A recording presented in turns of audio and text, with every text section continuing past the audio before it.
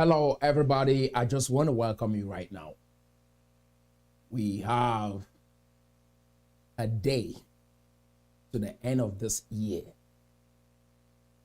Every Cameroonian, I encourage you right now, share this video, invite someone. I want us to have a heart-to-heart conversation. I believe in you. I believe in myself. I believe in us. I believe in the future of our nation. In spite of everything that we have been through, I still believe we stand a chance to build a Cameroon that our children's children will live in and be proud that we did what we are doing right now. So go ahead, like this video, share it, invite a friend. I want you to participate by typing in the comment section so that we can all engage. I love the comments. That is why we take time to respond to those comments. But today, I want us to have a heart-to-heart conversation. I want to start with a topic that people constantly write under my comments, right? People constantly make that comment under my videos, and it's the idea of justice. We cannot reject the fact that some Anglophones in Cameroon still feel hurt. They still feel like the pain of the past is something that they can't deal with. And I want us to address that thoroughly in the beginning of this conversation. This is a transformative session. It's a heart-to-heart conversation. Are you ready for that? If you are not capable to handle this conversation, I encourage you right now to skip this video. If you don't like tough conversations, you just like to beat around the bush and hope that everything works out well, this video is not for you. If you are someone that likes to face the truth and address it head on, then this video is for you. So I encourage you, share it with a friend that think like you, that are like-minded individuals, so that we can go on to address these issues and make progress as a nation. Are you tracking? So the number one thing is the idea of justice. Many people have been talking about justice, right? We want justice. Are you tracking? We want justice. We are tired of the way things are going. We want justice. There's no way for us to make progress if we do not get justice. So let's start there. Words have definition.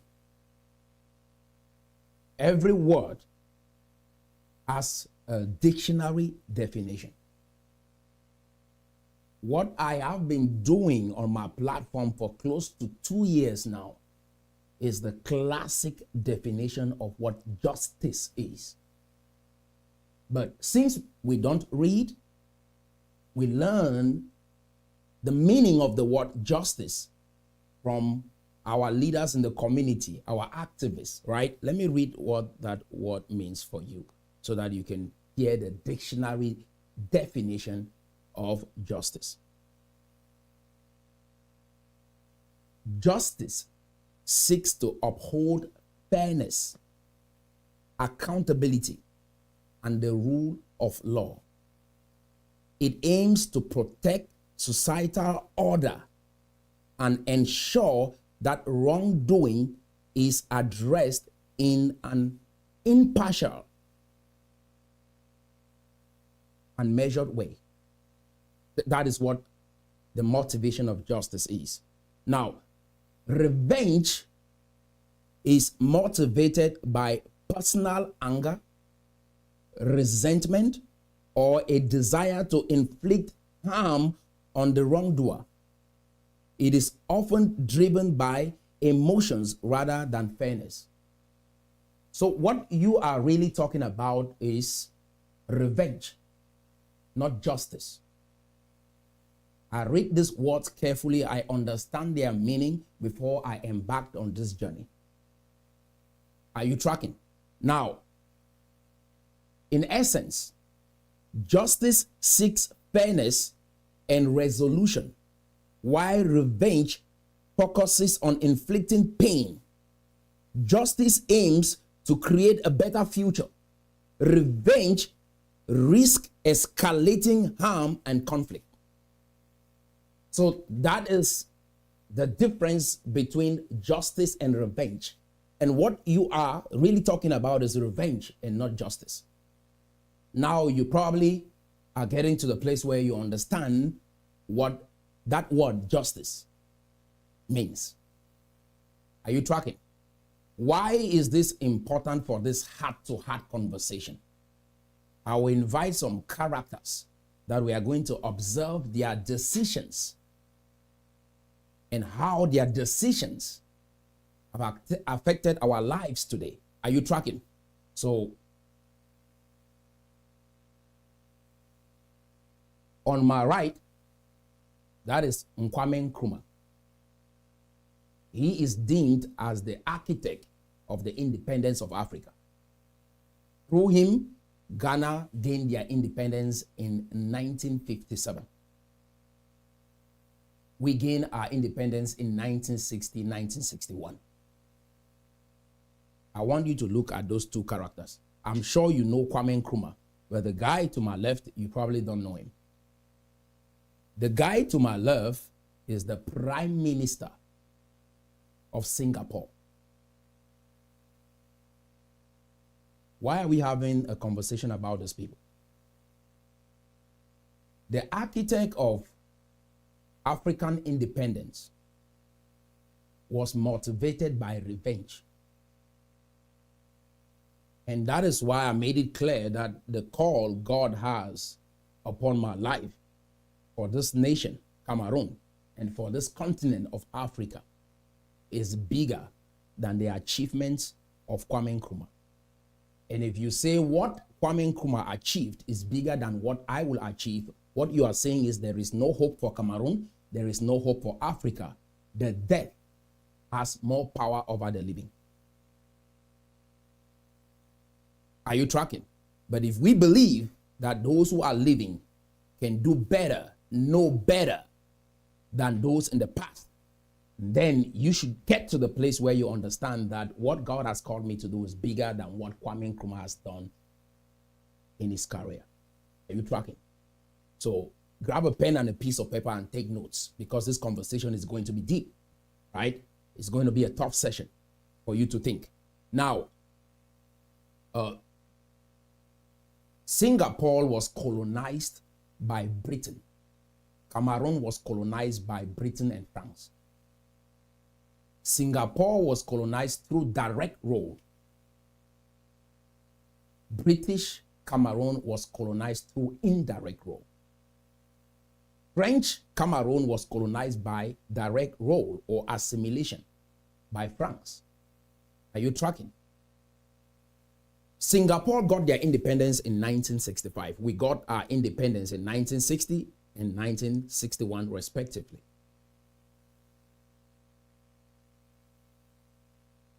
These leaders made different decisions. The decision that the Prime Minister of Singapore made directed the course of that nation today. This is a nation of approximately 6 million people. Their GDP is approximately $501 billion. That is like 1/5 of the GDP of the entire continent of Africa. 6 million people. Their GDP per capita is approximately $89,000 to $110,000. That is GDP per capita. The GDP per capita in Cameroon is $1,650. This two group of people had independence almost at the same time. What happened to us? Why are we where we are today? Why is the continent still struggling? Kwame Nkrumah was filled with revenge. which is what we continue to do today. Ambazonia, whatever name you want to call it, this is all motivated by revenge. Putting a group of young people together, putting guns in their hands to go fight is revenge, not justice. The plebiscite we had, which says the overwhelming majority of Anglophones voted to join French-speaking Cameroonians, that in itself is a verdict, is proof that we chose to join French-speaking Cameroonians. But my point is, this is what happens to a group of people. When we are full of revenge, it is hard for us to progress. Some of us are in Europe and America. We've had opportunities to have jobs and get educated in these nations, but we come back every day in our communities and all we speak out is what happened to us during the era of colonization. All we talk about is the pain that we are going through, and the white man is to be blamed for it.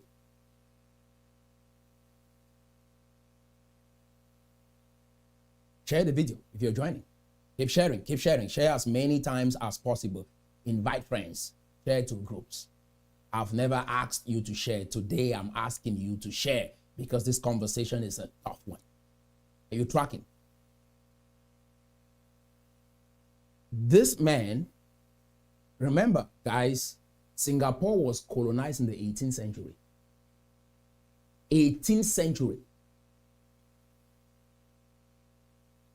And they went through all this. But when they had their independence, their prime minister took a different path. He built strong relationship with his colonial master. We followed Kwame Nkrumah with his vision, full of resentment, and we created this energy and this gang against colonialism, against imperialism, against neo-colonialism. All this rhetoric that they use, some of you say these things today even without thinking. Take a dictionary and just read what those words mean. Colonialism has happened to many nations on earth. We are not the first. In Asia, in South America, Latin America, almost every nation on earth at some point was colonized by another nation. They've never told you this. All they tell you is Africa is the only one going through this pain. Cameroon is the only one going through this pain. I just want to bring things into perspective so that you can have a comprehensive view on your situation in Cameroon. This is how far God has taken me. That when I come and I see the things you're doing and I say what I'm saying and you feel like I'm against you. No, I'm for you. All these intellectuals and their philosophies will not help you. This is time for you to think. So this man took a different path. Today, they have relationships with China, they have relationships with America, they have relationships with, many great nations around the world. Singapore is one of the biggest nations with the highest FDIs. That is foreign direct investment. Why? Because they created a friendly environment for trade. No hostility. They were able to get over the past of colonialism and made friends with their colonial master. And they are successful today. We followed Kwame Nkrumah and his limited idea on what it takes to build a nation. Look at all the countries in Africa. I believe with all my heart that what we are about to do in Cameroon is going to carve a path for other African countries to learn and come out of obscurity. But if we do not all unite under this vision and we sit in our own corners and begin to speculate and make comments, we will struggle. And those who think, oh, you will destroy someone because they don't agree with you. If you do that, I'm not scared of death. But if you do that, then you destroy the one that God brought on earth to use to free you, your children, and your children's children. So that alone should tell you, you need to protect me. You have to. God will never appear from the sky to bring about transformation. He will only use someone from your community to bring about that transformation. So this is the path that Kwame Nkrumah took. The Prime Minister of Singapore built strong institutions. The next thing, economic transformation. The next, non-confrontational foreign policy. They instituted that in Singapore. And number 5, national unity, which is what I have been emphasizing, that we need national unity. We have more than 250 ethnic groups in Cameroon. We have all sorts of practices that are holding us down. You ask yourself the question, why is it that other nations are advancing and yet we are regressing?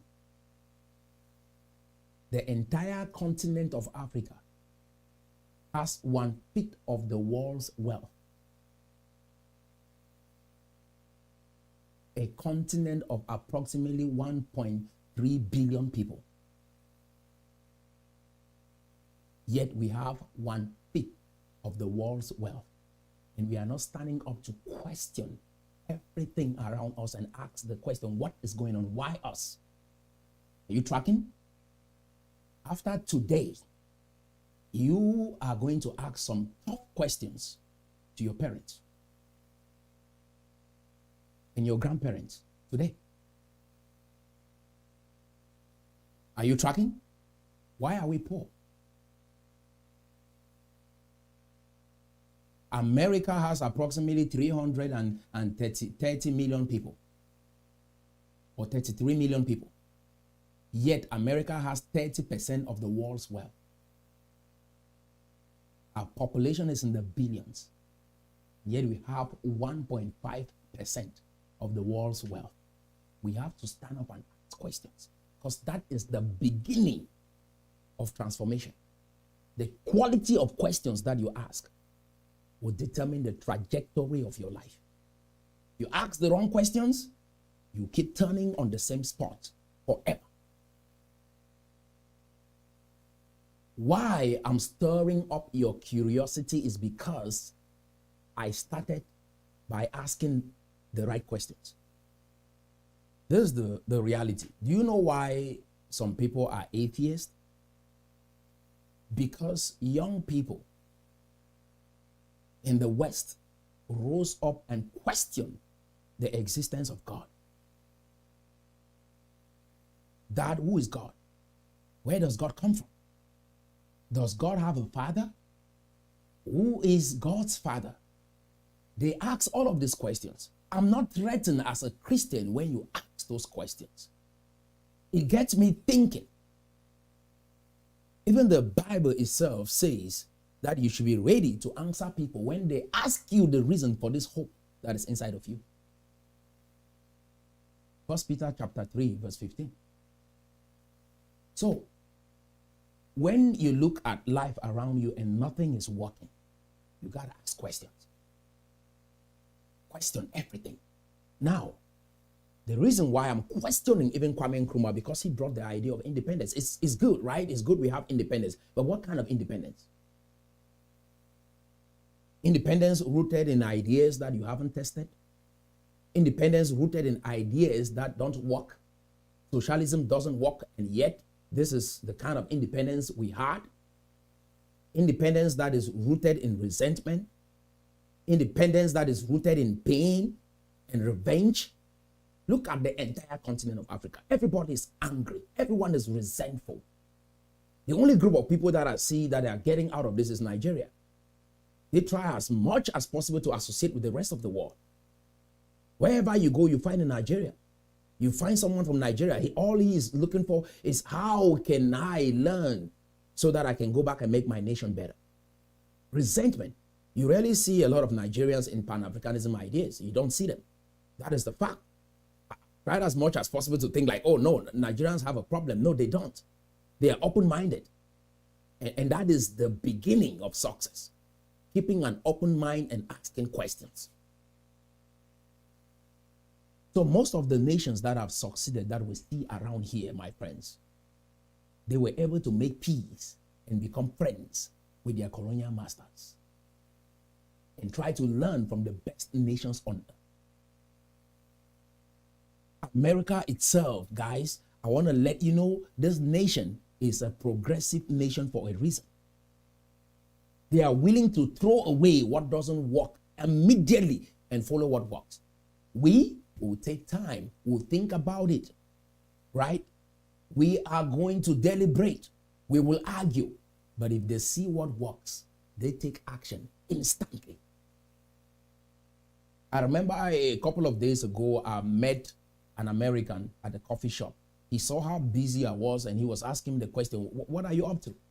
And I shared with him what is going on in my country. He was willing to travel to Cameroon with me instantly.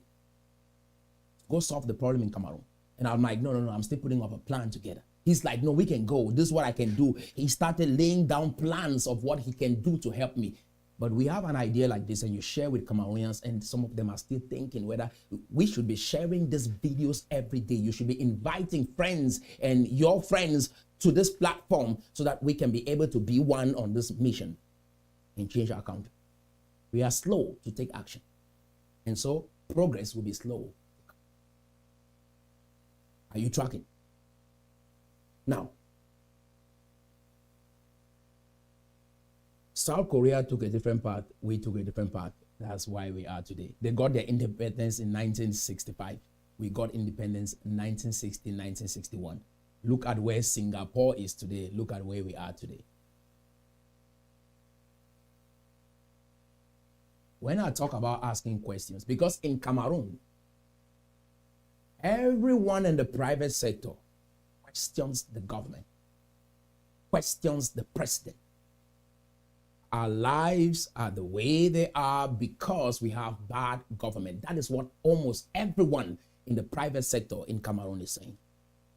So we have the right to question our president. We have the right to question the government. But there are other institutions. We have the right to question even the white man God. Right? We have the right to question even the white man God.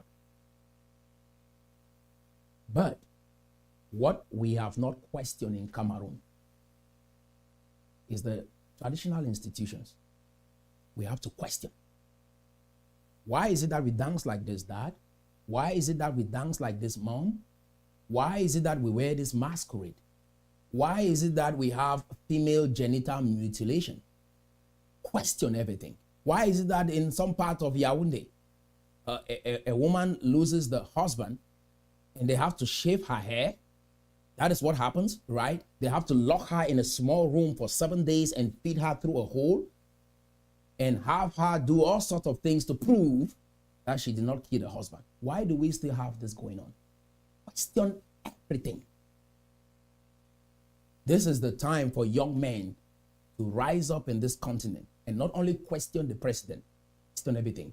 We want the president to be in power for 4 years and leave. Why is it that our chiefs stay in power till they die and we look for their children and we continue the journey? Why? Why can't we have a chief for 4 years or 8 years? After that, they step down, we elect another chief.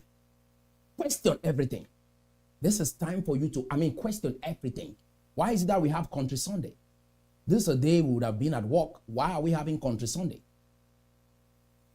What is the purpose? Right? Today's conversation is going to be tough. Let me go ahead and plug my computer. So stay with me. Keep sharing the video and stay with me.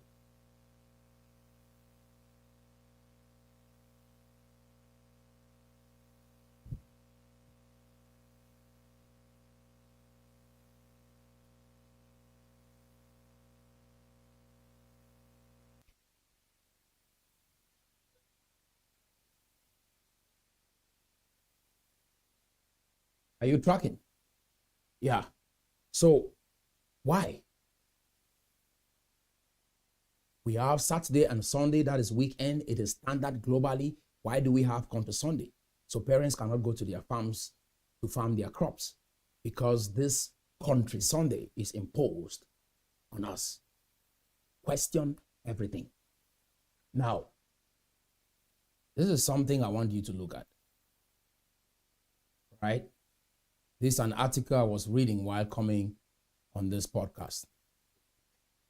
So, this woman's husband passes away. They said, oh, maybe she killed the husband. And so she has to perform all these rites. She will shave her hair. Why should women be treated like that in this 21st century? And we have to fight, go to court, protest, so that these laws can change. These are issues affecting our community that we turn a blind eye to, and all we want to do is change the government. Even if we change the government, I don't think that anything will change. Look at our countries in Africa. Those countries that changes their government, what significant change can you see in their countries? No, ask that question. What significant change have you seen in those countries because they changed their president? Check their GDP and their GDP per capita. What has changed? All sorts of news medias, activists, politicians, intellectuals brainwash you with all this information, and you sit there and you drink them. Traditional rulers, some of them pastors with fake messages, they brainwash you with all of this information, and you sit there and drink it, and then you walk out and you talk, you think you're smart. You go online and you make comments. Some people in other parts of the world will just read what you're writing and say, oh, wow, these people still have a long time to go. They still have a long way to go. And what I am doing in this generation is making sure we don't waste any more time. So young people, question everything. You should wake up in the morning with a long list. Ask your parents, even, why are you poor? Some of your friends are rich. Why are you poor?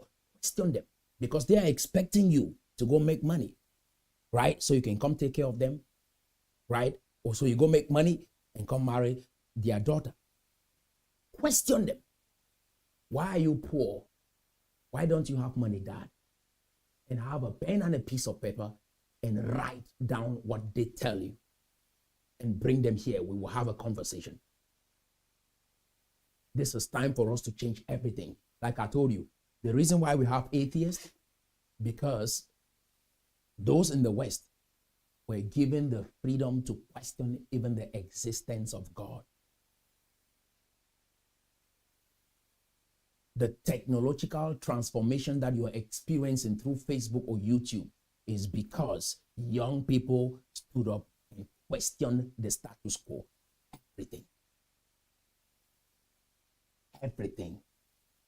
This is why I bring this up. If I tell you to show up for work and you believe that you have been bewitched and you have bad luck, it is going to affect your performance. And as it affects your performance, it will affect your finances. It will affect the quality of your life. For example, I come from Mancon, right? My family has fought one of the highest family court cases in the entire nation of Cameroon. And it's been studied in universities today. Most students who study law in most universities in Cameroon study my family history.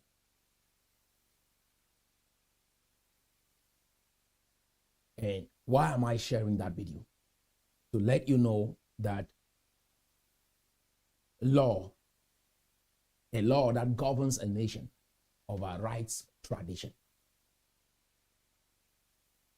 And some of these traditions that have held your future bound at the cost of the pain, and you think that government alone. Why do you think that you are disagreeable? You cannot agree with someone on something. You can't ask even questions. All you have is opinion because you have been brainwashed and conditioned to think the way you think. You don't ask questions. This was a case of my father upholding tradition and the niece, on the other hand, upholding the law. He was able to win the case in the Bamenda High Court, but lost in the Supreme Court in Yaoundé. In that case, said this woman has the right to administer the parents' property. So now it's empowering women. And it changed everything, including the law that we had in the Mancon clan. The story is a classic. And I stand today looking at everything to say we cannot get stuck in tradition. Right? Women have rights in society, and those rights are supposed to be respected. Are you understanding what I'm saying? Now, I really question the idea of tradition because I've researched and read countless papers published out there on this subject, books written on this subject. There are states here in America that still have strong traditions. The Amish group is one of those group of people that they don't still use electricity today because they believe that electricity is modernity and they don't align with anything that is modern. They don't use electricity, right? And these are realities that we are not aware of. And so you've been conditioned by these so-called leaders to tell you that you guys are the originators of tradition. Every group on earth at one point had a tradition. Every group, every country. The white people had traditions. But when they met God, when they experienced God, they dropped their tradition and uphold the values of that God.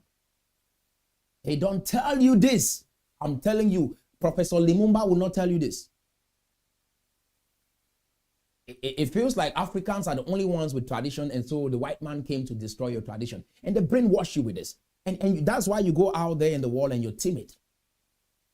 As an African, you look at someone in the eyes, you can't even talk, you are all timid, and they can see it, and you don't get anything in life when you look that way. This world is for those who are confident. And you ask me, why am I this confident? Because I know who I am. And my job is to help you know who you are. Because when we have a team of confident people, we can go out there and be able to take what is ours. Not fighting, take what God created you on earth to achieve, to build that company, to marry the woman of your dream, marry the man of your dream, live in the house of your dream, build a kind of country that you can live in peace and not be resentful towards your neighbor or your friend because they are successful.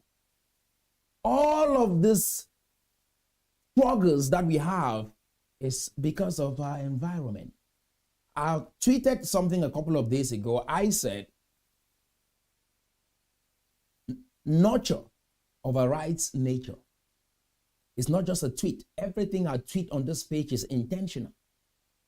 That is, you can look at your zodiac sign, how you were born, when you were born. Guess what? Your environment and what you learn from your environment overrides your nature. That is, if you were born to be a king, your environment can make you a slave. If you were born to be a king, your environment can make you a slave. As an Anglophone, this is what you should understand, especially Cameroonians, wherever you are. You guys are a nation full of great people, but your potential will probably not be realized in this generation if we don't pivot really fast. Your country is the leading country in the CEMAC zone. There is ECOWAS. I think that is Nigeria, Ghana, and other countries from West Africa. In Central Africa, you guys are the leading players. So when I'm talking about the Cameroon dream, it's because I know what this would do for Cameroonians. Achieving this dream is not only going to inspire Cameroonians and future generations. Achieving this dream will inspire other African countries that are looking up to us. In spite of what we are going through in our country, we are still one of the politically stable countries in the CEMAC zone.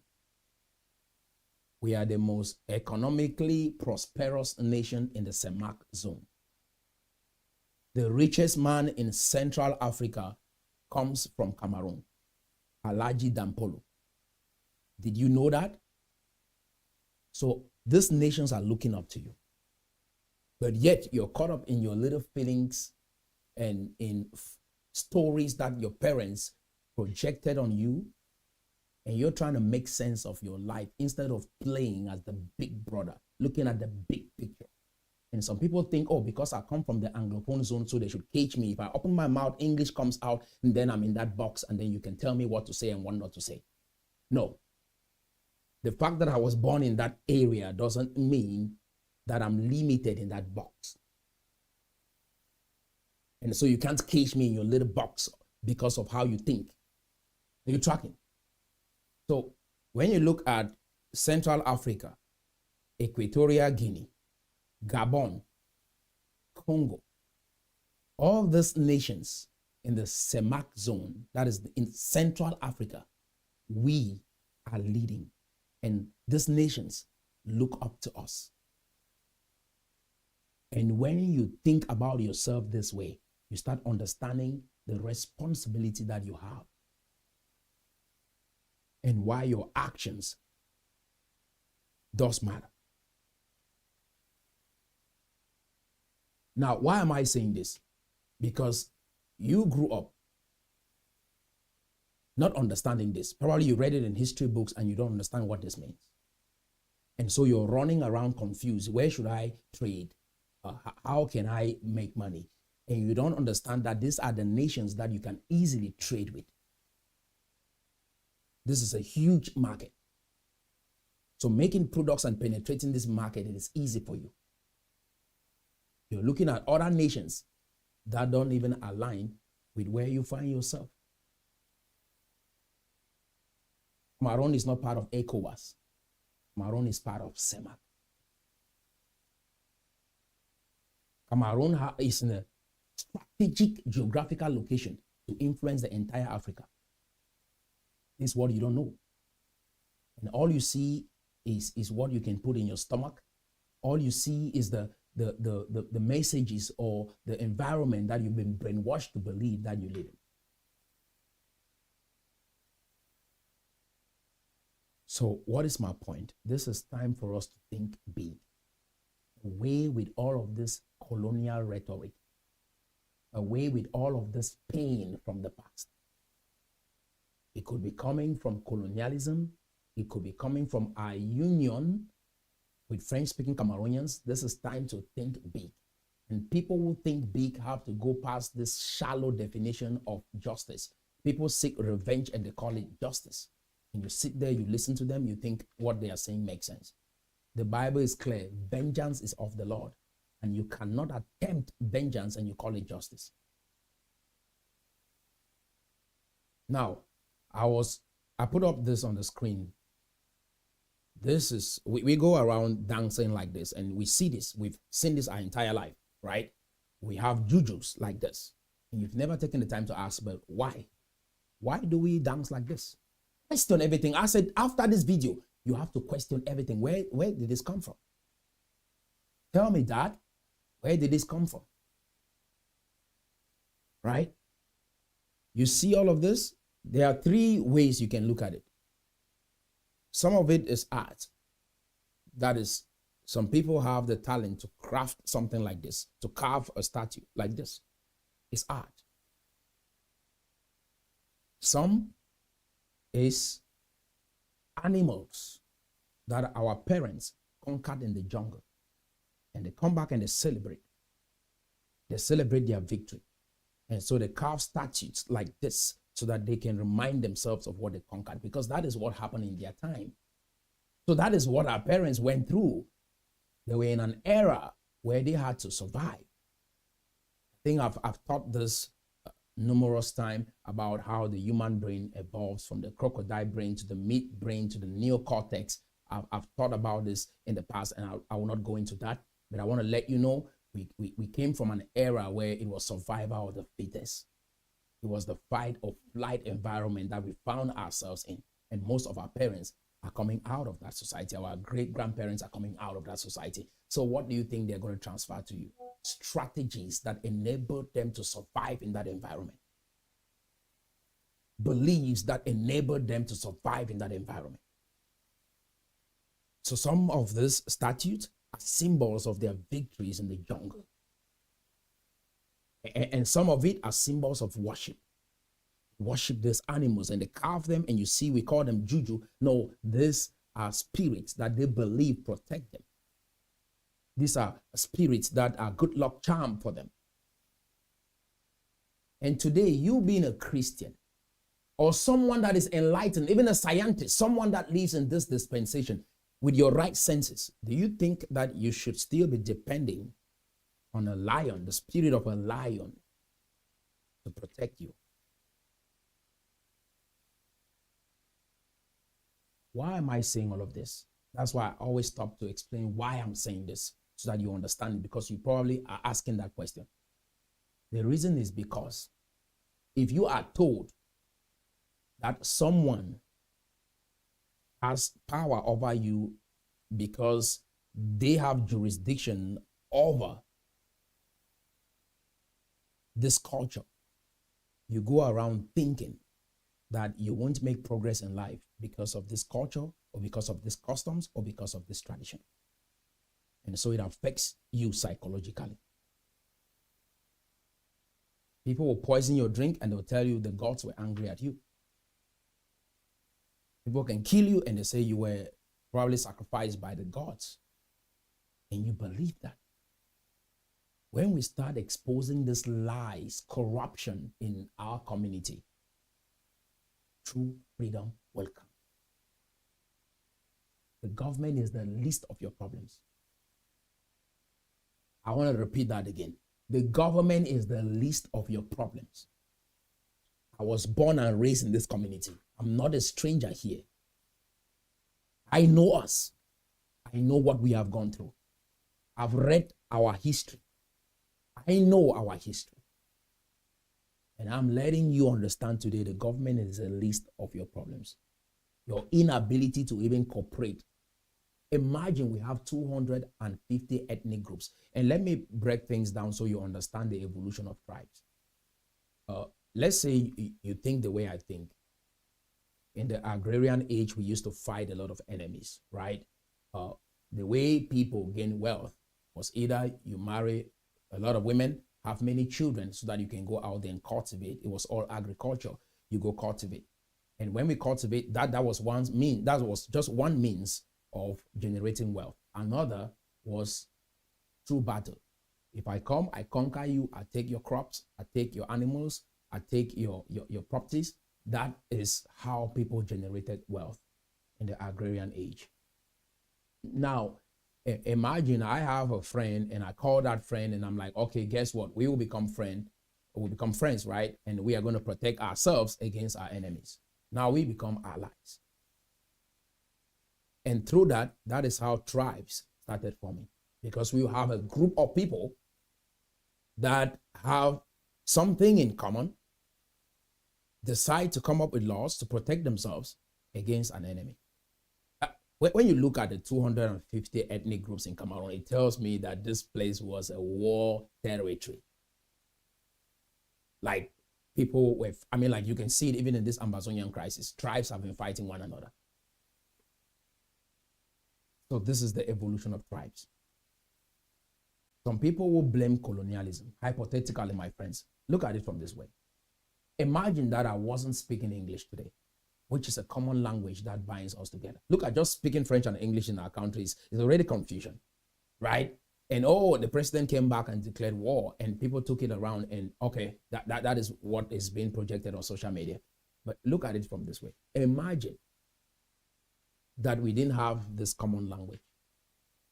And I say one thing, and even though I'm speaking English, some people still misunderstand what I say, and they type in the comment section as though they don't understand what I'm saying.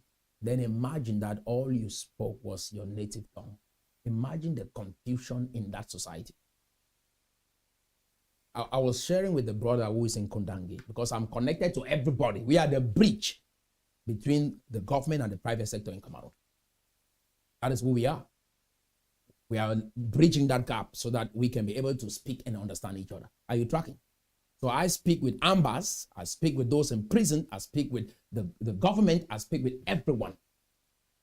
Because we are bridging that gap. There's a lot for us to achieve here. Talk less of waking up in the morning thinking of fighting one another. This is absurd. Honestly, it is absurd that we can waste time and waste years like this fighting one another instead of exploiting the opportunities that we have in our country. So I said something very important, and he hit him because he was all stuck with the SCNC idea, and we were talking, and I asked him a question.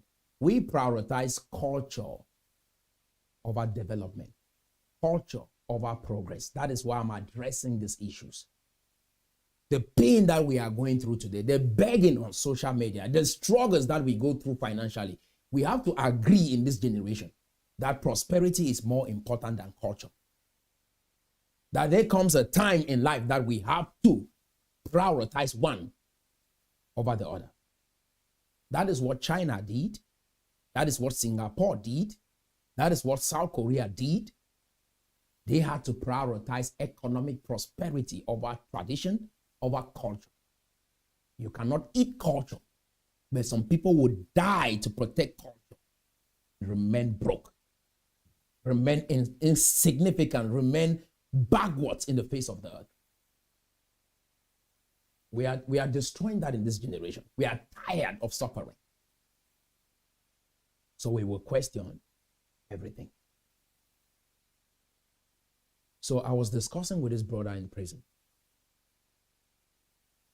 And he was having a hard time believing that French can offer him opportunities in Cameroon. And I asked him one question. If you go to school, study, go to ENS, you come out as a physics teacher in the Anglophone zone, all you can do is get a job as a physics teacher in the Anglophone zone. We make up just 25% of the country. 75% of our country speaks French. If you are someone that prioritizes economic opportunities, you realize that if you could speak French, you can get a job as a physics teacher in Adamawa. You can get a job as a physics teacher in Betwa. You can't take advantage of that opportunity because you are limited. Why? Because you speak only English. When someone starts thinking this way, understanding that as an Anglophone, a minority in this country, it is important that you learn French because it will open up doors for you in every other part of the country. That day, your freedom has come. It's not with the government. It's just wisdom. Just wisdom.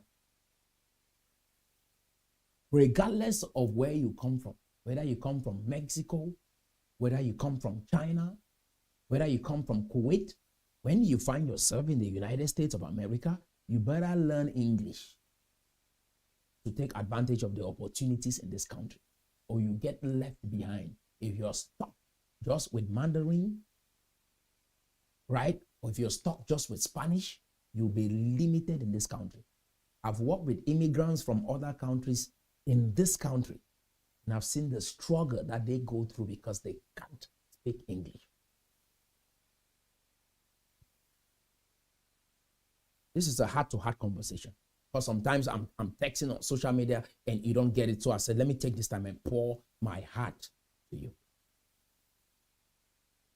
Are you understanding? So we are caught up with all of these customs, cultures, traditions that have been transferred from one generation to another. My question is, if this lion, the spirit of the lion, was what was protecting our parents based on their thinking in their time, in this generation, do you think that this lion is protecting you? Do you think the spirit of this lion protects you? Or the victory that our parents had in the jungle, maybe they defeated a lion in the jungle. And they say, okay, we're going to carve a statue of this lion and put on our head and dance. Do you think this is still applicable to you today? This is what happens, guys. The white people see what is good, see progress, and they advance really fast. We are slow. We will see this and still take 200, 300 years to change. And we say, why? We blame the government. Why are we slow? We blame the government. Why are we slow? It is the European masters. Why are we slow? It is colonialism. No, all of these belief systems. Some of us will go, pack up this in the back, put it in the plane, go to a foreign nation and still dance like this. We don't question it. It's normal. I want you to question everything.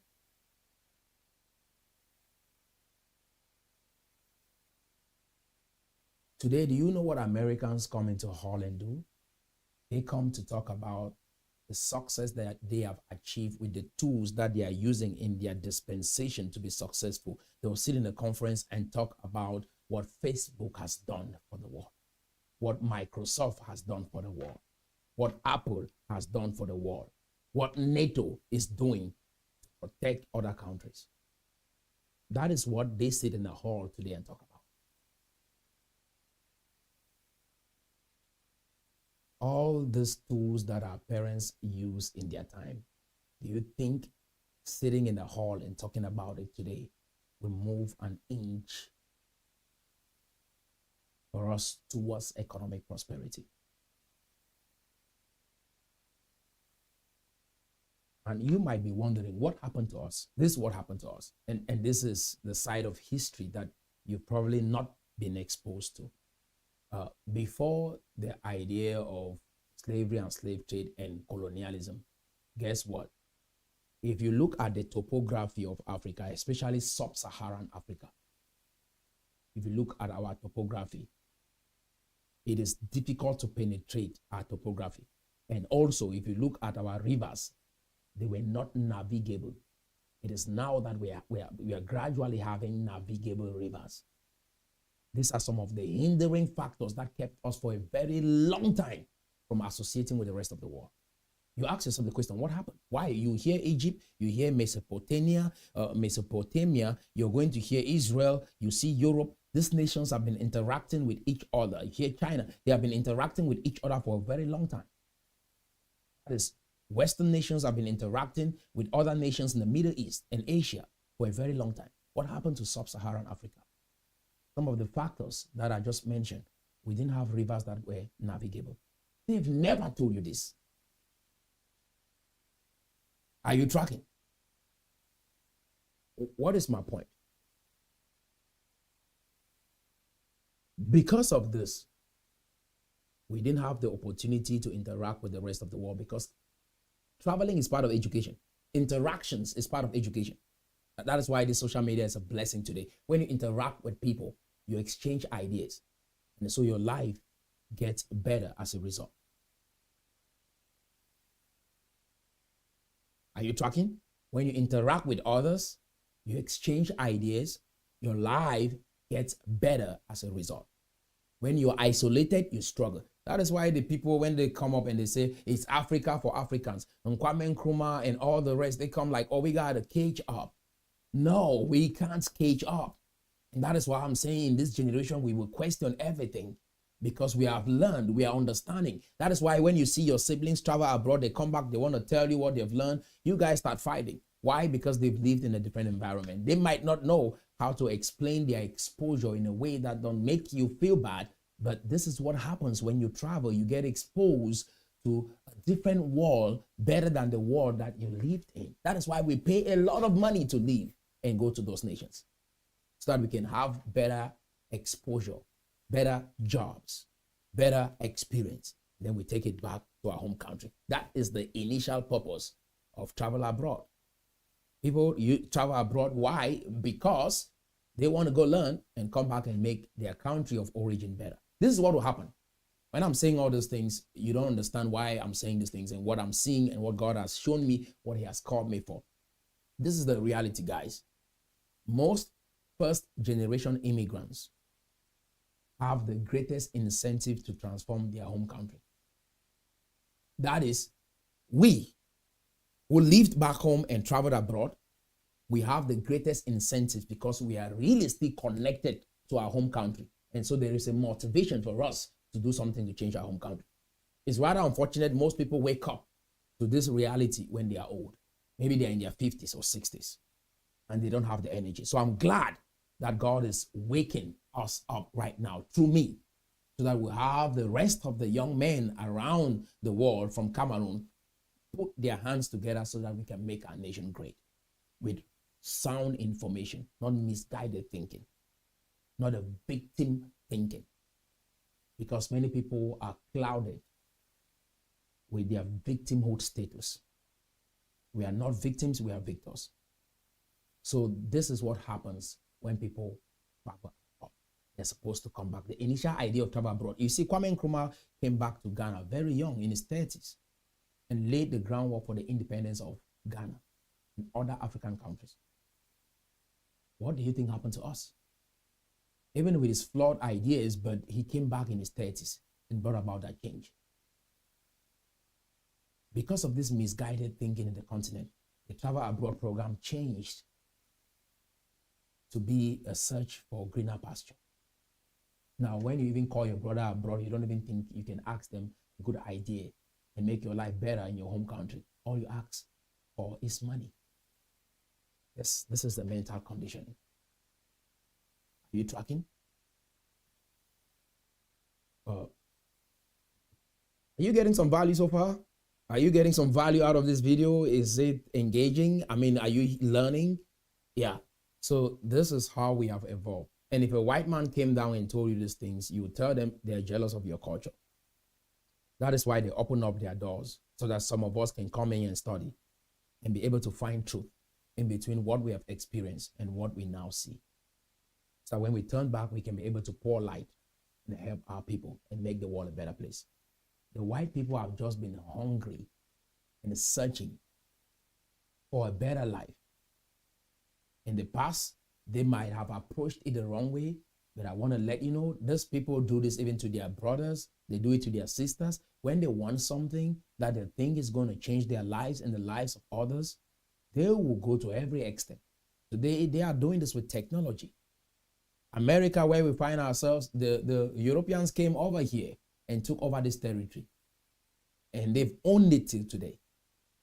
And you sit back there and colonization never happened to you, slavery never happened to you, and you're angry to the extent that you want to say, oh, my life is the way it is today because of colonialism. So we have to get over this. I know there are some variants to that, but I want to let you know this will take us nowhere. You can talk like that and feel good, but nothing will change. You only end up a victim, feeling like a victim, timid. That is the way you're going to end up if you keep talking that way. Are you tracking? Okay. How do we make progress? The Cameroon dream is the pathway towards us achieving success in this country. And we can only achieve this if we have a unified private sector that works. We have a centralized system of government in our country. You cannot have a decentralized private sector and succeed with a government that is centralized. And this is what most of those intellectuals, they will say all sorts of things to you, but they can't arrive at this conclusion. And you might think you can pick this and run with it, pick it and run with it. There are about 50 steps, like I said to us, 50 steps to transforming that country. We will do it in this generation. Unless you foolishly think that I'm your enemy, instead of protecting and supporting me, you take my life, it ends. And whenever God decides that he's going to send another child into the world to do that job, then that child will come into the world and do that. But as of now, God will send one vision, a vision that will drive an entire nation. And this is what I'm presenting to you. There will be nothing bigger than the Cameroon dream. With all humility. And it's for you, it's for your children, and it's for your children's children. Some people think we are running an NGO here. No, this is bigger than an NGO. Some people think, oh, it's just writing a book and running around with the idea. No, it's bigger than that. This book was just to explain that idea. One idea. This book was designed. This book was written in both English and French just to explain this one concept, the Cameroon dream. The pathway to national peace, unity, freedom, and prosperity for all Cameroon. Great people making a great nation. That statement alone took me more than a year to craft. That great people make a great nation. So this organization is designed to raise great people that will make a great nation. And some people don't understand my journey. I've received death threats from the Amazonians. But the word of God that was released over my life was that God will protect my back and protect my front. God said, I don't have to force to get into the door. He will open up doors for me. And he has been faithful throughout this journey. And every young person that came here attempting to threaten me end up a friend is the work of God. Government officials have opened up to us. It is the work of God. People from different communities have opened up to us. It is the work of God. This is bigger than an NGO. This is bigger than just a book. This is a movement, the economic revolution of Cameroon. We are fighting against poverty. We are fighting against intellectuals with theories that have not been tested and don't work.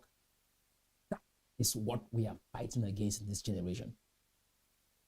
And one thing I want to let you know, when you are growing up, your parents are the people that you look up to. They teach you a lot of things about life. But guess what? When you get to the age that you can vote or the age that you can reason, now your president becomes your father. Your first father is your president, the president of your country. They have the power to put you in prison forever. But you have been taught your entire life to disrespect somebody like that. He can command the military to do anything that they want on you and create a story, and people forget about it forever, and you will joke with that. We don't disrespect our parents. We don't disrespect our chiefs. We don't do that. You don't insult your chief. You don't say, oh, chief, you've been here for 4 years. Why don't you step down and we have someone else? You don't do that. But when it comes to the president, you can type in the comment section. What makes you think you have that audacity to do that? Are you tracking? This is the conditioning. It's not healthy.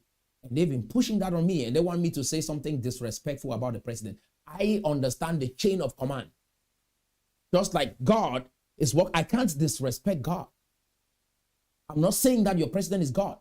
But what I'm saying is there is a chain of command. You don't disrespect your parents. You don't disrespect your chief, your funds. But you want to disrespect your president. This is wrong. Point blank, this is wrong. And if you want justice, there's a way to go about justice. Justice is hard work. You want justice? You do what I'm doing. This is real justice, not revenge. Are you tracking? So your president, because we grew up in tribes. Like I said, these tribes were made up of groups of people that would come together to fight another group. That's simply what it was. Right? We come together, we protect ourselves, we celebrate life a certain way, we celebrate marriage a certain way, we celebrate the death of our loved ones a certain way, and then this becomes tradition. This is how we protect ourselves a certain way. When we're going to war, this is how we go fight, and all of that just created maybe one tribe, right? It created another tribe. We don't disrespect the leader of that tribe. You might look at it as chief today. It's too superficial. In those days, chiefs used to go to battle. Foreigners would go to war and fight. I come from the royal family of Mancon, and I get to learn these things firsthand. Chiefs used to go to war and fight. And Wafo III, who recently passed away, is the only one that never went to battle. The rest went to battle. And he shared those stories. They were warlords. Are you tracking? And they will go to war, fight, and they win. And they were the biggest warrior among the group. And that is how tribes were created. Now, why are we against some of these tribes today? Because of some of the laws that comes through this tribe. When we live in a nation where we have laws, tribes now should not be that relevant. Do you know why we still have tribes and we're strong with those tribes? Because we were led through indirect rule. A nation like Singapore that was led through direct rule, it is easy for them to limit the influence of tribes over economic freedom. But us, it was indirect, means the British led through our chiefs, through our local leaders. So whatever that local leader, since it was through brute force, so most of them, it was not because of maybe too much education, it was because of strength. If you're strong, you're the bigger man, you go to battle, you win, you come back, people respect you. That is what it was. If you read even the Bible, the David and Goliath story, it is why? Because David slayed a giant. And because of that, he was on the tracks to become king. It's through Solomon we started seeing leaders that probably come to power because they are smart or they use their wisdom to lead. Are you tracking? And Angwafo represents that for us in Northwest, in Mancon. He's the first and most educated leader in the Northwest that went to school, graduated from the university. So this is the evolution that we have had as a people. Not understanding this, questioning it, asking questions, we will live in mediocrity. Think that we are smart in our own eyes. Fight and kill one another. Argue on social media. This app would have been the most educative platform that we can use to enhance our community, but we are using it as a tool to see who is stronger. It is sad. Or to fight one another, to compete with one another. I mean, I go sometimes just read the comments and see how we interact on social media. It's sad. Some people that you think they are community leaders, the way they talk on social media, I'm like, so this is just about power for you. It's all about showing up for you. It's not really about making meaningful change in our community. Are you tracking? Go there and read their comments online. And you'll be shocked. People talk on social media. You ask them, what is your plan? They don't have any plan. All they want to do is talk against people. Fight people on social media. And they have nothing better to offer. This is tough. So, guys, when we have a government, now there are laws. Why don't we all live under that one law? When God gave the 10 commandments, it was standard for the entire Israel. Because when Moses went to the mountain, on coming back, the people started creating their own laws. They had burned a golden calf and they were dancing around that golden calf. And he's like, no, I'm coming with what is going to serve as laws for the entire nation. Are you tracking? So this law was given to the entire Israel. This is what happens with tribes. I'm not against our culture. When we want to dance and celebrate and do some stuff, it's okay, we can do that. But when it's tied to some law, tied to some spiritual affiliation, like we feel like this is some sort of protection, there's a problem with that. Say the phone says, okay, the law of the nation says if someone dies, we put them in the mortuary. After they leave the mortuary, we go bury them. Now, your culture says, no, when we take them out of the mortuary or when they die, we have to experiment with their body. And children are seeing this. Guess what happens? That is confusion in the society. We should have one law governing us. If this is what the state law says, this law should govern the nation. Life becomes so easy. It is easy for us to prosper. It is easy for us to have money because why? We agree on one law. There was a lot of confusion in Israel just because people had their own opinion about God and worshiped God the way they thought. I mean, just from a sociological perspective, this brings order in people's lives. Even if you want to take out all this, the spiritual connotation, just that we follow one law, I mean, guys, it helps put the society in order. That is why we are confused like this on social media. That is what we don't know who we are. You argue, they even ask you a question you can't even answer. But you just want to argue. You just want to have a point. This is our reality. In order for us to make progress, we must have one law. That is why the government cannot help us, because why? If one person comes in, they have a different idea about economic development. Another person comes in, they have a different idea about economic development. Who is the government going to listen to? And you go back with your confusion and then you blame the government. Are you tracking? This is what we have been doing to ourselves. Look at what happened with the Ambazonian case. People can't receive you this way. That is why all of this tribes and division is tearing us apart and is ripping us up. We have smart people, but yet there is no coordination. We don't lack smart people in the Anglophone zone. We don't lack smart people in Cameroon. Tribes are eating us up because they breed corruption. I will look at a territory like, say, Adamawa, and there's a potential for growth and maybe development over there. I would think, oh, maybe I should do this in the Anglophone zone because at least I'm doing this for my people and I will not go to Adamawa. I look at Adamawa, it's like, oh, no, it's like throwing money in a strange land. You see, that's what tribes will do to you. In America, if people look at a state and they feel like there's money over there and there's opportunities over there, they move. They sell their house and they move to another state. Just like what happened in Austin recently. What did people do? Elon Musk moved the headquarters of Tesla to Austin. This is, people follow where prosperity is and not where culture is. We follow where culture is and then we think about prosperity second. This is what the consciousness of this is so that we can be able to dispel this. And if you're educated, you've traveled the world, it is sad that you can turn back and continue with this kind of thinking.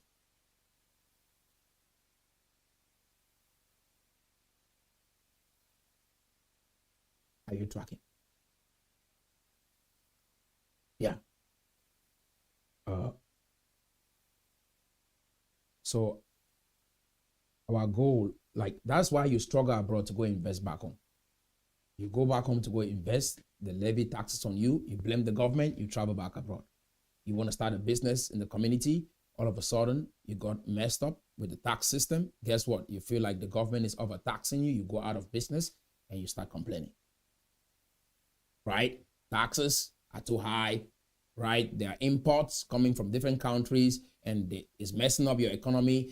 You produce your crops locally. You can take advantage of economic opportunities within your community because cheaper products are coming abroad. You don't know how to address that problem. You will cry, you will shout, you will struggle around and you will fail and you will blame the government. But guess what? Is there any unified body, any unified organization that you can go to that can help you with your challenges with business? There is none. That is what we are offering you. Yes. You apply for a business document and it takes maybe 3 months, 5 months, 6 months for that documents to be released. We need a system that can work with the government, that can facilitate this process. We need standard in our country. There should be standard in every industry. We don't have that. America has standard. That is why they are respected. China has standard. Singapore has standard. South Korea has standard. That is why they call them global power. We don't have standard. Anything goes. Argue, speak as you feel, go with your tribe, dance around, complain, things are not working, the government is supposed to be blamed. But this is work that we have in our community. That is why when someone comes to me and tell me, oh, the government is a problem, and I look at them and what are you really talking about? Do you understand human nature? Do you understand how human beings behave? If you do understand how human beings behave, you will not sit there, fold your arms, and say the government is to be blamed, and so the people are okay, they are doing everything that they are supposed to be doing, and the government is supposed to be blamed. No. People come in late for appointments all the time, and they find that, okay, it's not. An event that could take us 2 hours, 30 minutes, people will come late. Will probably spend more than 8 hours on that one event. You could attend 3 events in a day. But guess what? With this one event, you can't go anywhere. And you compound this time over years. What is that doing to you? You think it's okay? Right? We have to reflect, guys. We have to reflect. This Cameroon dream we are talking about, this is the new society that we see, where we live under one law. We have a centralized private system that works in collaboration with the government. We keep to time. We are upright people. We are honest with one another. We are not there to compete with one another. That is the new Cameroon that we see, where collaboration now is the new competition. That is the new Cameroon that we see. That you see a good idea, you don't think to go create your own version, but rather, how can I collaborate because we can do more? That is what makes these people richer over here. And we admire their country, we will sell everything to travel there. And you go there and you ask yourself, what is so different here? No, unity. What is different there? Standard. What is different over there? Punctuality. They show up on time. What is different over there? The people cooperate. They celebrate the greatest among themselves. If you are good, they say you are good. They don't feel threatened. Because when they celebrate their hero, they are inspiring another young person to rise up to and be great. They don't fight you and question you and attack you. Oh my God, I've had all sorts of attacks from the people than even the government that they complain about. Until I got the chance to talk to that government, I would have been blind my whole life. They will tell you how the government will make you fail. The government will stop you. The people have stopped me more than the government. Honestly, it is shocking. The people have attacked me more than the government. The people in the comment section, physically, on the phone, they have attacked me more than the government. And if you don't know these young people, you will be talking the same. You'll be saying the same thing, that the government will stop you, thinking that, who is that government? These people around you telling you you failed, they are the government. These people telling you that the government will stop you, they are the government stopping you. So that is the reality of our community. And that is why we will question everything in this generation. Kwame Nkrumah, they never even crashed the surface. They never even started. They don't even understand what development is. They don't even understand what nation building is. They don't even get it. They don't even know where the world was going to in their time. In this generation, no. We are going to carve a new path. We will question everything. We will change any idea or philosophy that we think doesn't serve our community or don't mean well for us. Mom, we said we are Christians. We are going to church. Why are we going to that native doctor? Question them. Why is it that we left church? We didn't just go home. Why is it that on Sunday we were in church and on Wednesday we are at a native doctor's shrine? What is going on? I don't understand. And we worship one God. If you want to be a traditionalist, you want to go down there and worship native, just go do that. Don't mix up things. Right? Scripture is clear. You have no other God except this God. We cannot mix it up. Question your parents. Why are we doing this? One tribe has a different structure when it comes to bride price. Another tribe has a different structure when it comes to bride price. Confusion everywhere, corruption everywhere. We got to question all these tribes, friends. Everything. Some young people in the community today, they can't get married because of the exorbitant bride price that they can't pay. Question everything. This is the generation to, question. If you think you want to question God as well. You'll find answers as you question everything around you.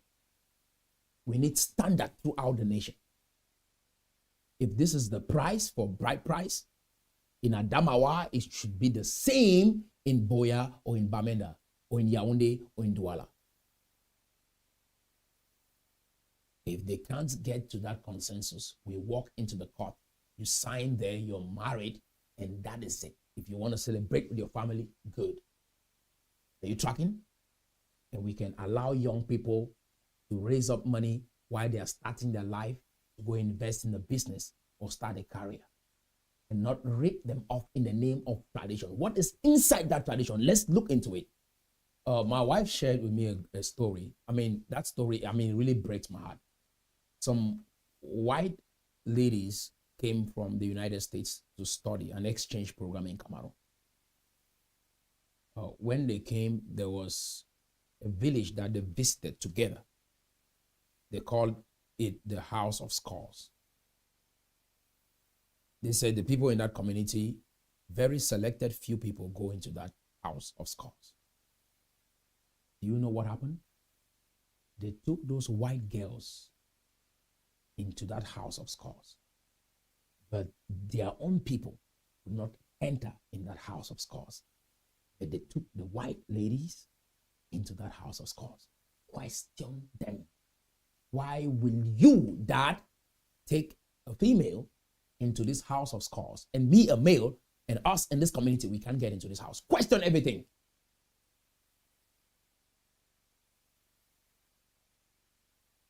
Are you tracking? Question everything. You say you can't shake somebody's hands, but all of a sudden, this person with status, or because maybe they come from a different country, shakes your hand, and you stretch forward your hands and you shake their hands and you say you're a fun.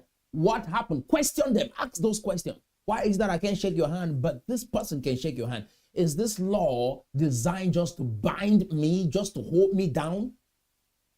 What is the objective of this law? This law is applicable only on me, and somebody comes from a different country and they can shake your hand. Question everything. If that law cannot free you, if that law is not applicable to someone who comes from a different country, you should not abide by that law. Most of them don't know what they are doing, friends. Most of your parents, they don't know what they are doing. They are caught up with all these ideas called tradition. Some of them will not even explain to you where that tradition came from. I'm telling you the truth. And yet, here we are, chained up in the community. There's a story that I share. I think The Paradox of the Cave. I think this was written by Plato. I think in the book 7 of Plato the Republic. Great story. An allegory of the cave. It's a story about some young men that they were born and chained in a cave. And they were facing a wall. And there was a fire right behind them. And people were walking past that fire. And all these young men were seeing was the shadows of those people walking behind them, because they could not even turn to see those people.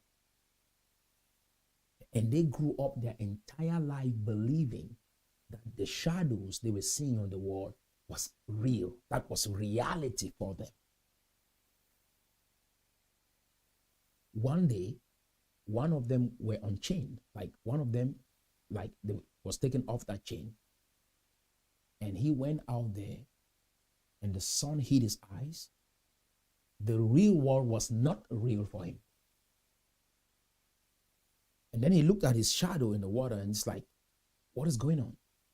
And then he started realizing that his body is the real thing, and what he's seeing in the water is his shadow. He started looking at objects around him, started differentiating what the shadow is from the real thing. He returned back to the cave after that experience. sharing with his friends that there is reality out there. And his friends were mad at him. They say he has been spoiled. He has been misguided. He's coming back with something that is not real. It's not familiar to them. They fought him. They argued with him until he took his friends and they went out there and saw the real world. Then the idea about the shadow they have been seeing their entire life disappeared. The paradox of the cave was written thousands of years ago. And it's a classic example of how people refuse to change when they are being used to a certain way of life. That even when you show them the real thing, they still want what they are familiar with. Until they get to that place where they're like, oh wow, there is a difference between reality and illusion.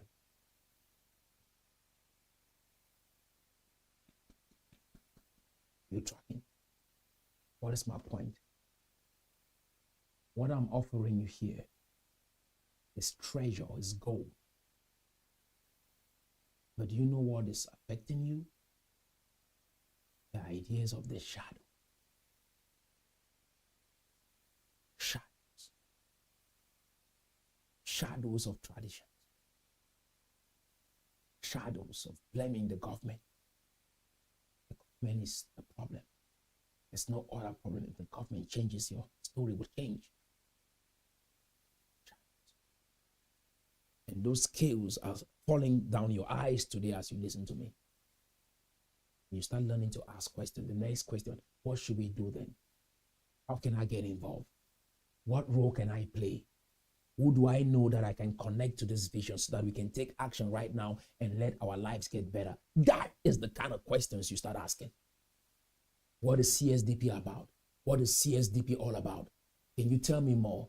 Those are the kind of questions you start asking. Sometimes you just watch the video, you don't even know what to say. No, when you watch Engage, it's for you, Cameroonians. Wherever you find yourself, ask questions. How can I get involved? These are some of the challenges I've been facing. Can you help me with this? This transformation. How can I get my own copy of this book so I can start reading, so that we can align together and make progress? Because all of these nations out here, most of them are successful because they cultivated the habit of reading book. They have a unanimous vision and they cultivated a culture of reading. And they are able to find a common ground. That is why they make progress. When someone shows up with a good idea, they realize it instantly. Instead of saying everybody around has to do their own stuff, they say, no, how can we join on this one good idea? Let me share one story with you. When the United States was divided, confusion everywhere. You think we are the only one with confusion? There are many nations, including the United States. They have gone through their own fair share of problems, right? They were a divided nation, very divided. Do you know what united them? The idea of taking a man to the moon. The idea of taking a man to the moon. That idea united this whole nation. Now, instead of fighting one another, we want to get to the moon. And today, as you listen to me, this idea of taking our nation's GDP to 1 trillion US dollars in the next 20 years is bigger than all the fighting that we have. This is a bigger target. And I'm telling you, whether you've lost a relative in this war, you've lost your house in this war, whatever pain you're going through, this is time to get over it. We have a culture of enjoying pain, talking about it for so long. I mean, like, just keep talking about the pain because it makes you have empathy and people can have mercy on you. I want to let you know, get over it. I think the reason why these people succeed over here and we don't, they know how to get over pain really fast. Somebody will get married to a woman, work extremely hard. The woman goes to a court, divorce, takes his house, he steps out there and starts a life all over again. No, we will talk about it for the rest of our life, commit suicide for that. Are you tracking? I mean, this is what men over here look like. It's no joke. They are willing to let go everything and move on with their life. We are stuck with his stories from the past. 1961, most of you were not alive, but you are talking about it today to the extent that you feel like dying. Doesn't make sense. This is how they make progress and we don't. They are quick to move on. So I want to let you know, move on. This is how we build a community, start building a new society. We move on. We let go of the past and we move on to the future. How can I participate? There's a link below. Click, join the WhatsApp group and start associating with like-minded people. Which books have been recommended that we read? How can I start reading or listening to those audio books so that I can start changing my thinking so that we can all unite as one, have a private sector that works, and then we can have control over our country again. We can start influencing the rest of the nations in the CEMAC zone. We can serve as inspiration for other African countries. We are not going to go build their countries for them. They will look at our story and build their own countries. And we will give them the recipe. We are not going to be selfish on this journey. I understand what one man, Kwame Nkrumah, came down with and what he did for these people. Are you tracking? One man came down with an idea and the entire continent followed that idea. This other man came up with a different idea. Let's partner with our colonizers. The Prime Minister of Singapore took a different path and said, let's forgive and let go of the past. And let's instead build alliance. Another man came back and said, imperialist, colonizers. They took everything from us. And he was exiled from his own nation, died abroad. When you have pain in your heart, this is how life ends for you. That is why I don't want to harbor any pain. I try as much as possible to forgive really fast and move on. You probably don't know about Kwame Nkrumah, right? You thought maybe he was in Ghana, had a good time. Yeah, he became the president of Ghana, but he was kicked out by his own people. And you have to find out why. That is how his story ended. His own people did not let him come back into the country.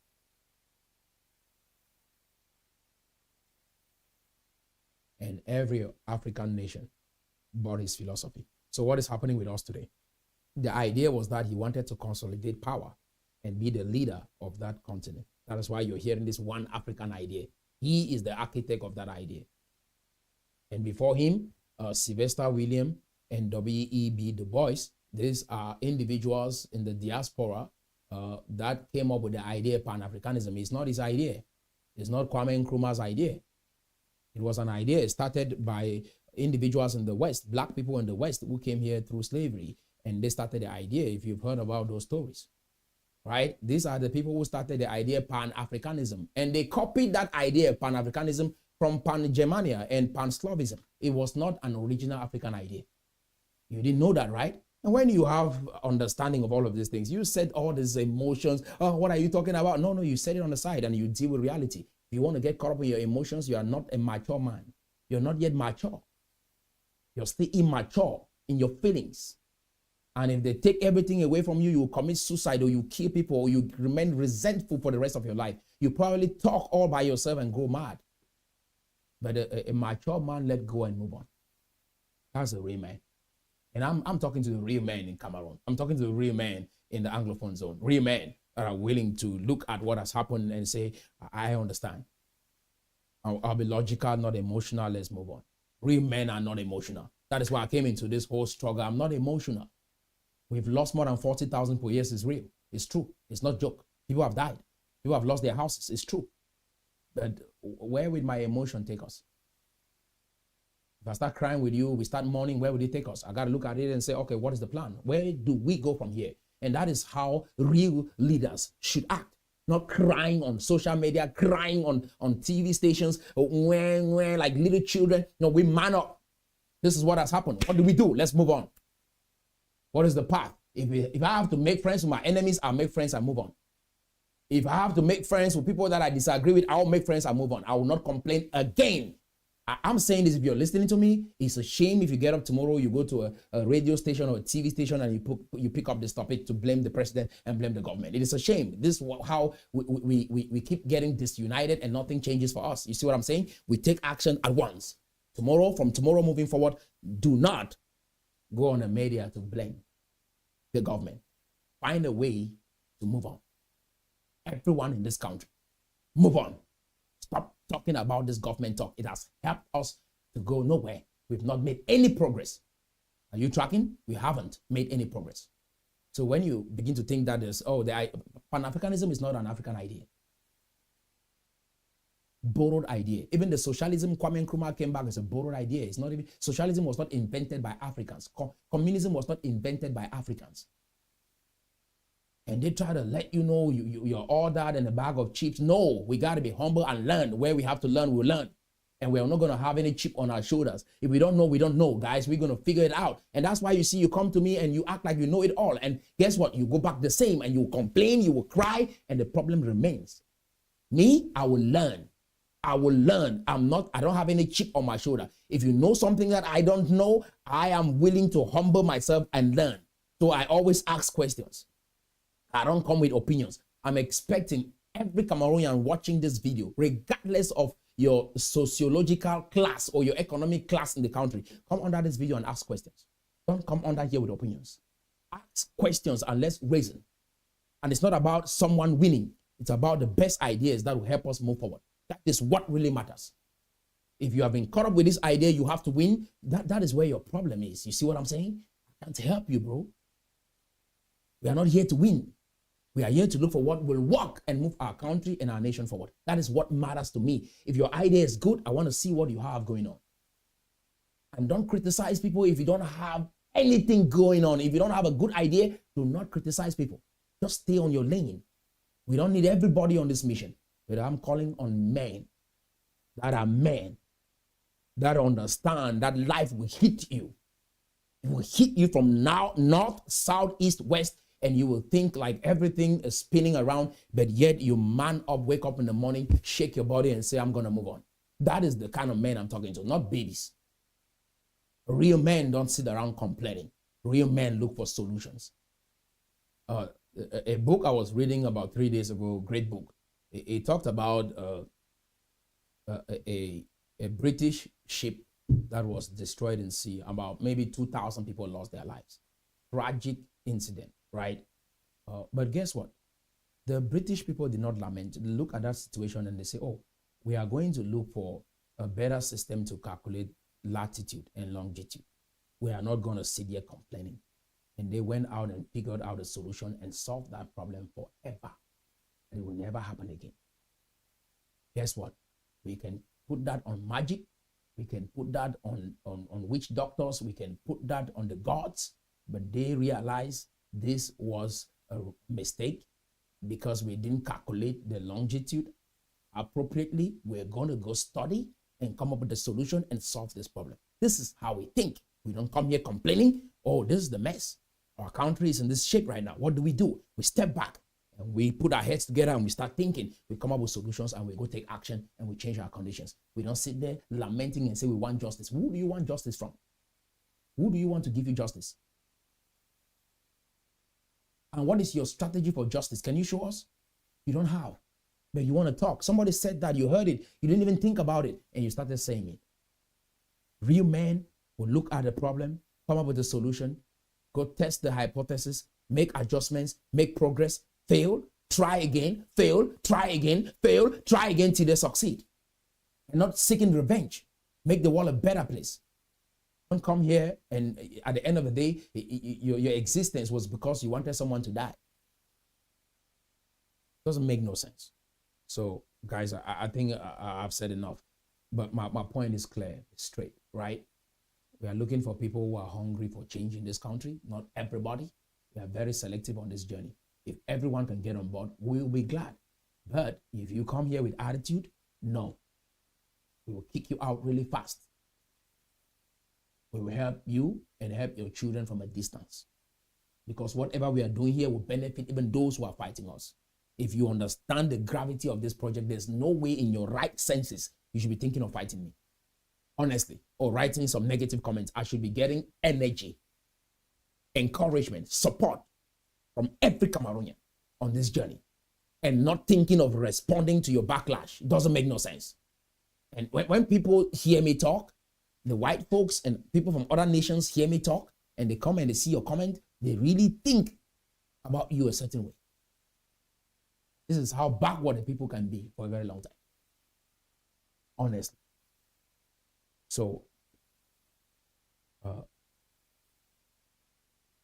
get engaged. Love your country. As you partner with us, you are going to be rich forever. If you learn how to ask questions and take instruction, generational poverty will not exist again in your family forever.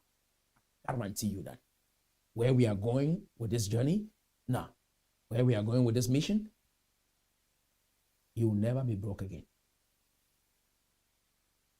All those people motivating you to think the way you're thinking, question them. Just like you question me, question everything that they say. And let's unite on one vision and move our country forward. I love you guys so much. I think I've said enough. It was a great session. And I think I enjoyed every minute of it. It is forward ever and backward never. We are not going to give up. We are not that kind of a movement that hangs around for 1 year or a couple of months and then they disappear. No, this is forever. We are not blinking. We are sure about what we are doing. We'll be very innovative in the process. And if somebody thinks they want to copy what we are doing, the minute you copy one thing, you want to realize we are on another thing and you'll be lost in the journey. There's no way to copy this. It has not existed before.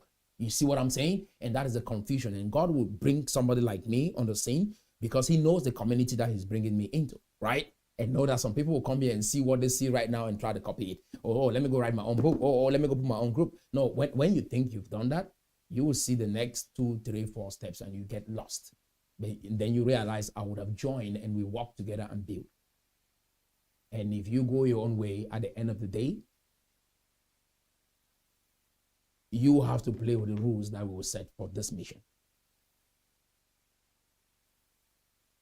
That is the reality.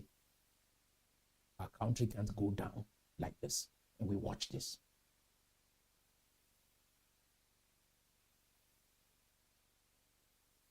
We'll be fine. God is on our side. Click the link below and join. And ask me questions. Or you can get involved. Whatever skills you have. If you're a lawyer, if you are an accountant, if you have skills in HR, if you have skills in finance,